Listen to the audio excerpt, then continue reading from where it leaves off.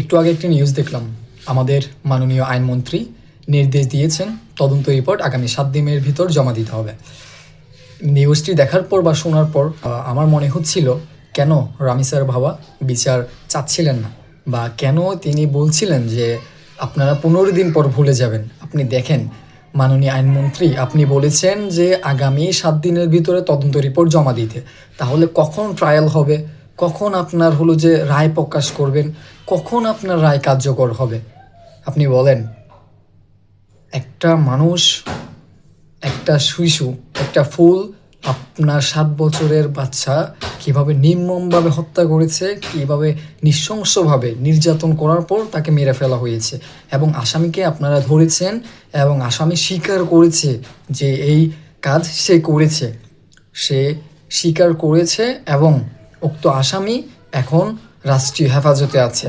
রামিসাকে already দাফন করে দেওয়া হয়েছে, কিন্তু এখন পর্যন্ত সেই পদক্ষেপ নেওয়া হয়েছে শুধু 7 দিনের ভিতরে তদন্ত রিপোর্ট জমা দেওয়ার জন্য। তো এখন কথা হচ্ছে,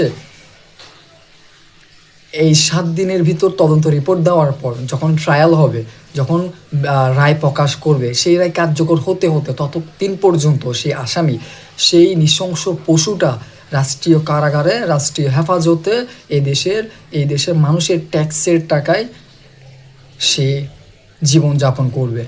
সে রামিসার বাপের ট্যাক্সের টাকায় তার প্রতিদিনের খাবার যোগাবে রাষ্ট্র। আপনি চিন্তা করেন, যখন আপনার বাচ্চাকে এক নৃশংস পশু হত্যা করেছে, সেই পশুকে আপনার ট্যাক্সের টাকায়, আপনাদের ট্যাক্সের টাকায় সেই পশুকে লালন পালন করা হচ্ছে। আমরা কোন রাষ্ট্রে বসবাস করছি, আমরা কোন সমাজে বসবাস করছি? হাজারটা কেস বিগত সালে হয়ে এসেছে, সেগুলোর বিচার পর্যন্ত, এখন পর্যন্ত এই ট্রায়াল, এই আপনার তদন্ত রিপোর্ট, এই সকল কিছুর মাধ্যমে সেগুলো দীর্ঘায়িত হচ্ছে। সেগুলোর কোনো সুষ্ঠু বিচার এখন পর্যন্ত, ভাষ্যমান চোখে দেখা বিচার এখন পর্যন্ত এদেশের মানুষ দেখতে পারে নাই।